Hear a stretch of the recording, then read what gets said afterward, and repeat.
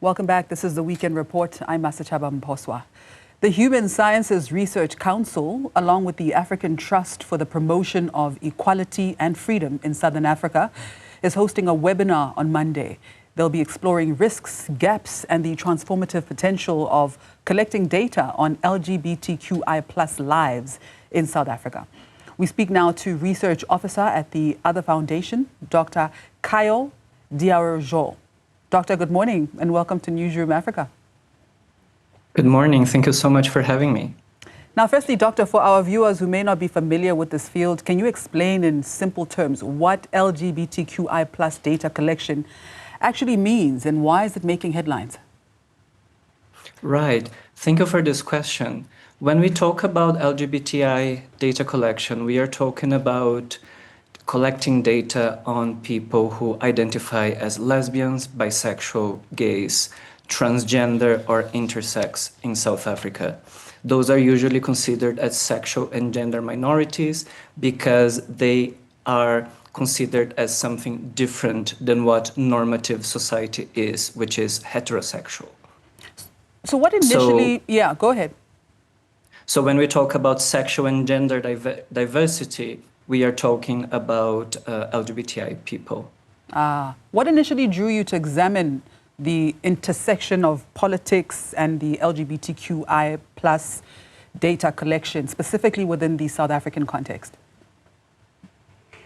Well, that's a great question. The Other Foundation is an organization that supports the human rights of LGBTI people in South Africa and in the SADC region. And we have been operating for the last 10 years. Around 10 years ago, in 2015-16, we initiated this partnership with the Human Science Research Council, which is a leading research organization in South Africa, precisely to collect data on public opinion towards LGBTI people. And that was very important at the time because we have a lot of assumptions, right, about homosexuality, about opposition to homosexuality in South Africa and in African societies in general, but we don't really have data to show what the public thinks about homosexuality, about gender diversity. So that's why it was very important to do this project 10 years ago. It was a very enlightening experience. The research report that the HSRC produced back then showed that actually South African society is a lot more accepting than one would think, and this acceptance has been growing over the years. So that is why we are reviving this conversation today. It's been 10 years since the initial research was published, and we think it's time for a new research to show where we are as a society, what has changed over these last 10 years. Yeah, let's talk about what's changed. I mean, could you elaborate on what you see as the most significant risks that LGBTQI+ communities face when their data is collected? Well, something that has become really important for us, and when I say us, I mean the Other Foundation, but also the civil society sector in general, is to understand that LGBTI people are not a homogeneous community, right? Especially in South Africa, there are many types of inequality and social aspects that surpass the experience of being gay or lesbian or transgender.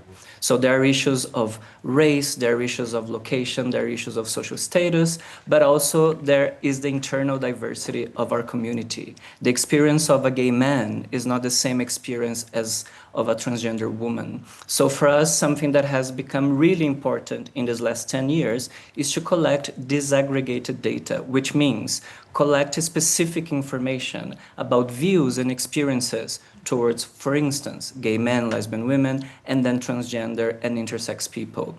And that's important, otherwise those identities remain marginalized, right? When we say, oh, the experiences of LGBTI people, there is no one experience, there are several experiences. So definitely one of the gaps and one of the risks that we face when we talk about the community is the danger of homogenizing, and by doing that, marginalizing those that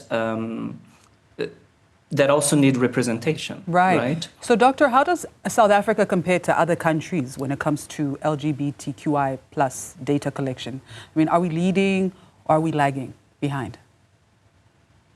That's a great question. You will remember a couple of years ago in 2022, South Africa was preparing for the census. A census was ongoing.